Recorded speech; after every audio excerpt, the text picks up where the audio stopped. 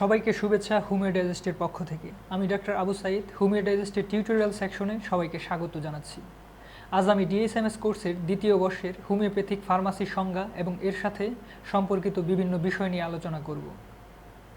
সুস্থতা এবং অসুস্থতা এই দুইটি শব্দ মানব জীবনের সাথে জুড়ে থাকা দুটি গুরুত্বপূর্ণ বিষয়। পৃথিবীতে মানুষকে টিকে থাকতে হলে স্বাস্থ্য রক্ষার প্রয়োজন হয়। স্বাস্থ্য রক্ষার জন্য চিকিৎসার প্রয়োজন হয়।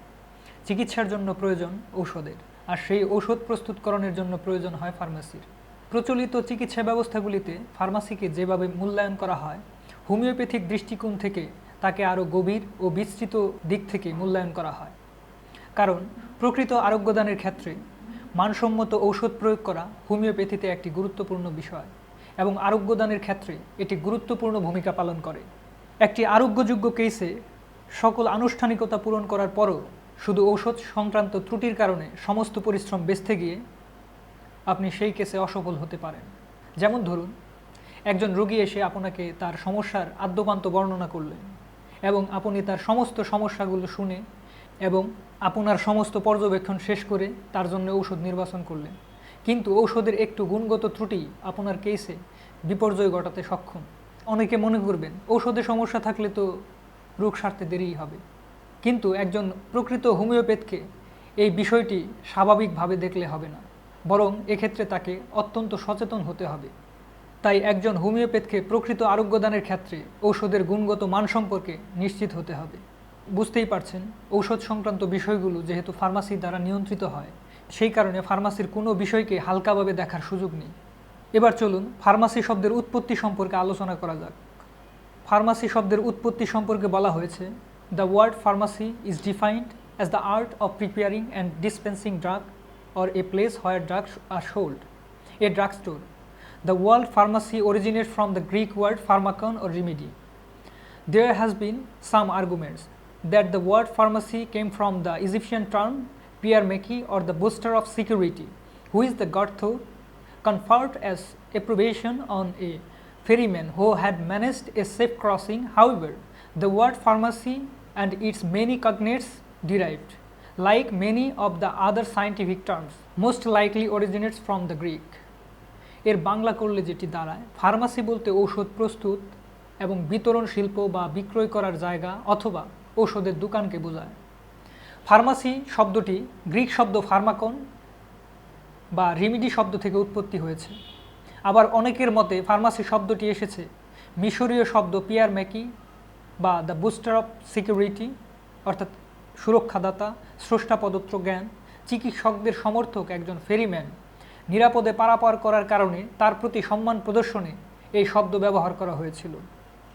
অনেকে এই বিষয় থেকে মনে করেন যে ফার্মাসির উৎপত্তি এখান থেকে হয়েছে, তবে ফার্মাসি শব্দটি এবং এর অন্যান্য বিষয়গুলিও বৈজ্ঞানিক পরিভাষার মতো হওয়ায় সম্ভবত এটি গ্রিক শব্দ থেকে উৎপত্তি লাভ করেছিল। তাই ফার্মাসি সম্পর্কে ধারণা লাভ করার জন্যে সর্বপ্রথম এর সংজ্ঞা সম্পর্কে ধারণা রাখা প্রয়োজন, কারণ একটি বিষয় আমাদের খুব ভালোভাবে মনে রাখতে হবে।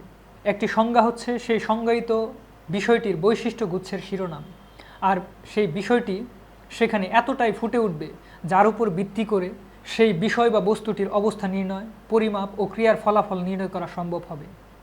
আর কেবল তখনই সেই বিষয়টি হয়ে উঠবে বিজ্ঞান পদবাচ্যের যোগ্য, অর্থাৎ সংজ্ঞার মাধ্যমে আমরা কোনো বিষয় সম্পর্কে সংক্ষিপ্ত অথচ সেই বিষয়ের একটি স্বচ্ছ ও পূর্ণাঙ্গ ধারণা লাভ করে থাকি।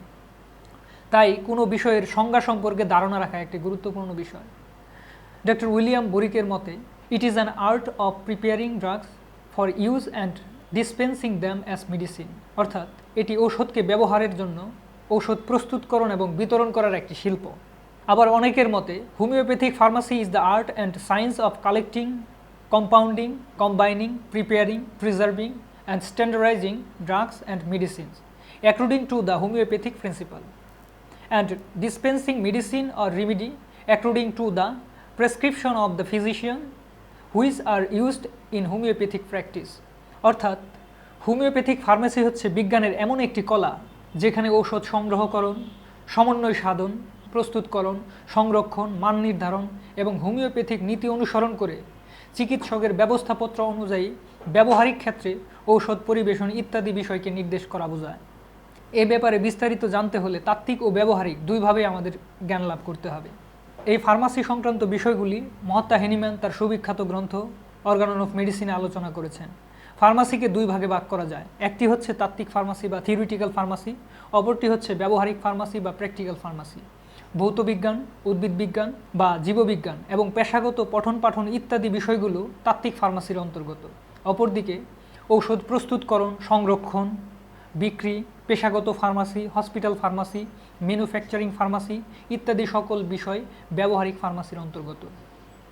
বিভিন্ন ধরনের ফার্মাসিগুলির মধ্যে উল্লেখযোগ্য হচ্ছে official pharmacy, extemporaneous pharmacy, galenical pharmacy, প্রাতিষ্ঠানিক pharmacy, operative pharmacy. Official pharmacy হচ্ছে official pharmacy preparing of drugs according to the process that are prescribed in an official pharmacopoeia and are done in a pharmaceutical setup. Official pharmacy হচ্ছে official ফার্মাকপিতে নির্ধারিত এবং pharmaceutical প্রক্রিয়া অনুসারে ওষুধ প্রস্তুতকরণের যে নীতি নির্ধারণ করা হয় সেটিকে বোঝায়। Extemporaneous pharmacy preparing and dispensing medicines according to the directions of a physician and is done at the dispensary level. Extemporaneous pharmacy হচ্ছে চিকিৎসকের নির্দেশ অনুসারে ডিসপেন্সারি পর্যায়ে ওষুধ প্রস্তুতকরণ ও এর বিতরণ প্রক্রিয়া।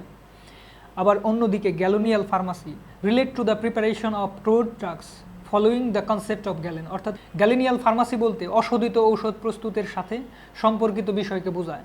গ্যালেন এই কনসেপ্টটা দিয়েছিলেন। Institutional pharmacy practice of pharmacy in hospitals, health maintenance organization and nursing homes. প্রাতিষ্ঠানিক ফার্মাসি হচ্ছে হাসপাতালে, স্বাস্থ্য রক্ষণাবেক্ষণ সংস্থা এবং নার্সিং হোমগুলোতে ফার্মাসির যে নীতি বা যেভাবে ফার্মাসিকে অনুসরণ করা হয় সেই অনুশীলনকে বোঝায়। Operative pharmacy relate to the various aspect of standardisation, manufacturing, retail and also includes administrative and hospital pharmacy. Operative pharmacy হচ্ছে স্ট্যান্ডার্ডাইজেশন, উৎপাদন, খুচরা এবং বিভিন্ন প্রশাসনিক ও হাসপাতাল ফার্মেসির অন্তর্ভুক্ত বিষয়কে বুঝিয়ে থাকে। অর্থাৎ সামগ্রিকভাবে বলতে গেলে ফার্মাসি বলতে হোমিওপ্যাথির নিয়মনীতি অনুসারে উদ্ভিদ, প্রাণীজ, খনিজ এবং রুগজ উৎস হতে প্রাপ্ত এবং ব্যবহার্য ভেষজসমূহের সংগ্রহকরণ, শনাক্তকরণ, প্রস্তুতকরণ, মান নির্ধারণ, শক্তিকরণ এবং চিকিৎসকের ব্যবস্থাপত্র অনুযায়ী ঔষধ পরিবেশন সম্বন্ধীয় বিদ্যা ও কলাকে বোঝায়।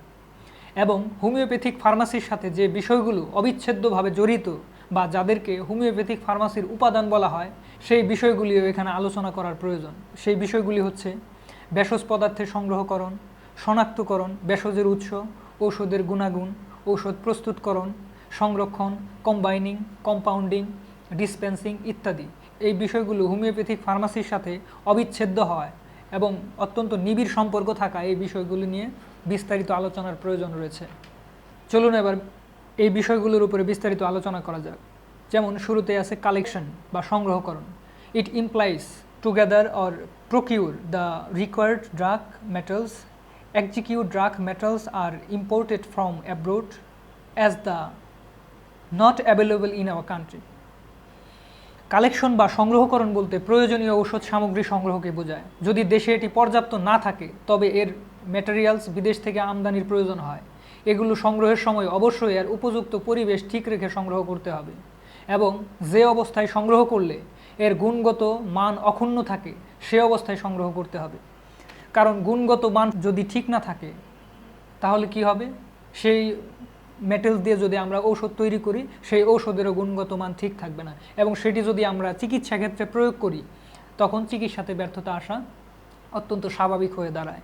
এই জন্য এই বিষয়টিকে আমাদের খুব খেয়াল করতে হবে।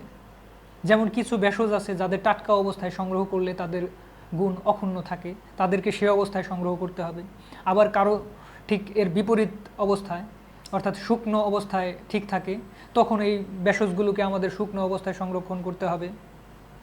তাই ভেষজ সংগ্রহের সময় এই বিষয়টি আমাদের ভালোভাবে খেয়াল রাখতে হবে। তারপরে যেটা আসে সেটা হচ্ছে identification. Before using for preparation, drug metals must properly be identified microscopically and if required microscopically and chemically also. Help of botanist is taken for proper identification.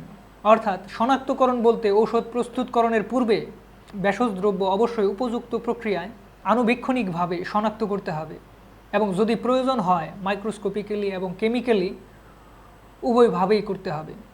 প্রয়োজনে প্রপার আইডেন্টিফিকেশনের জন্য উদ্ভিদবিদের সাহায্য নিতে হবে, অর্থাৎ একজন বোটানিস্টের সাহায্য আমাদের নিতে হবে।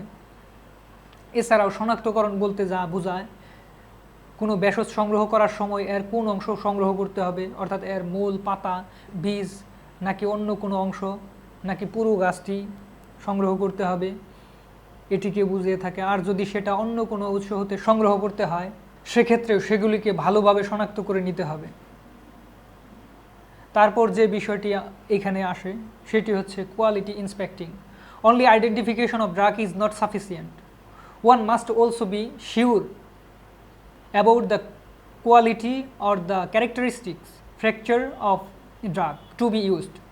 Proper physical and analytical procedure must be applied to ascertain the quality of drugs with the aid of suitable instruments and chemicals respectively and by chromatography also. Quality inspecting বলতে বোঝায় কেবলমাত্র ভেষজ শনাক্ত করাই যথেষ্ট নয়, ব্যবহারের জন্য অবশ্যই এর গুণগত মান এবং এর বৈশিষ্ট্য সম্পর্কে নিশ্চিত হতে হবে। সঠিক শারীরিক গঠন, অর্থাৎ ভেষজের ক্ষেত্রে এটি কোন বয়সে সংগ্রহ করতে হবে, অর্থাৎ কচি অবস্থায় নাকি মুকুলিত অবস্থায় নাকি পরিপক্ক অবস্থায় সংগ্রহ করা হবে, এই বিষয়টিকেও বুঝিয়ে থাকে। এবং এছাড়াও যে বিষয়গুলো আছে সেই বিষয়গুলিকেও এখানে মূল্যায়ন করতে হবে।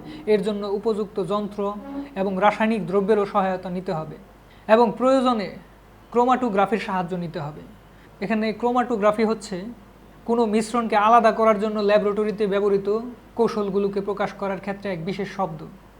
যদি সেটি মৌলিক পদার্থ হয়ে থাকে তবে তার আণবিক গঠন, ঘনত্ব, কালার, স্বাদ, গন্ধ ইত্যাদি ঠিক আছে কিনা তা ভালোভাবে পরীক্ষা করে নিতে হবে। অন্যান্য উৎসের ক্ষেত্রেও এই একইভাবে প্রতিটি বিষয়কে পরীক্ষার মাধ্যমে নিশ্চিত করে নিতে হবে।